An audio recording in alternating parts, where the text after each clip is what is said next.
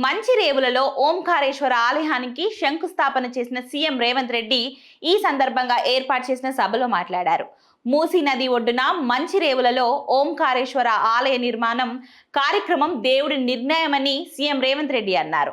ఓంకారేశ్వర ఆలయాన్ని నిర్మించడం భగవత్ కార్యంగా భావిస్తున్నామన్నారు. మూసీ నదిని బాగు చేయాలని గతంలో అనేక మంది ప్రయత్నించారన్న సీఎం ఈ అవకాశం తమ ప్రభుత్వానికి దక్కడం అదృష్టమన్నారు. ఈ కార్యక్రమం బాధ్యతే కాదు, పవిత్రమైన కార్యమని చెప్పుకొచ్చారు. ఈశ్వరుడి ఆశీర్వాదంతో మూసీ నది ప్రక్షాళన చేస్తాం. ఎవరైనా అడ్డుపడితే రాష్ట్ర ప్రభుత్వం శివతాండవం చేస్తుంది. కాలుష్యం వల్ల భావితరాలు నాశనమయ్యే ప్రమాదం ఉంది. దానివల్ల పిల్లలకు అనేక వ్యాధులు వస్తున్నాయని సీఎం రేవంత్ రెడ్డి అన్నారు. ఇక మూసీ నది కాలుష్యం అనేది మానవ తప్పిదం, ప్రకృతి తప్పిదం కాదు. మానవ తప్పిదాన్ని అరికట్టాలి, లేకుంటే భావితరాలు నష్టపోతాయి.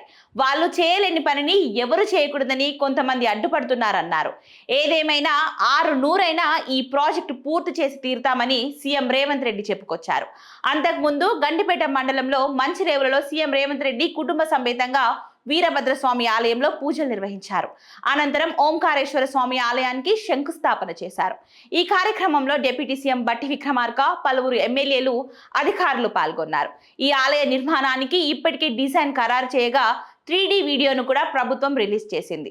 చారిత్రక వీరభద్ర స్వామి ఆలయానికి సమీపంలోనే ఓంకారేశ్వర స్వామి ఆలయాన్ని నిర్మించనున్నారు. 8 ఎకరాలలో 700 కోట్లతో ఓంకారేశ్వర స్వామి ఆలయ నిర్మాణం జరగనుంది. మూసీ నదిలో 100 అడుగుల శివుని విగ్రహం ప్రత్యేక ఆకర్షణగా నిలుస్తుందని ప్రభుత్వం చెప్తుంది. పార్కులు, బోటింగ్తో పాటు విశాలమైన పార్కింగ్ సదుపాయాలు కల్పించనున్నారు.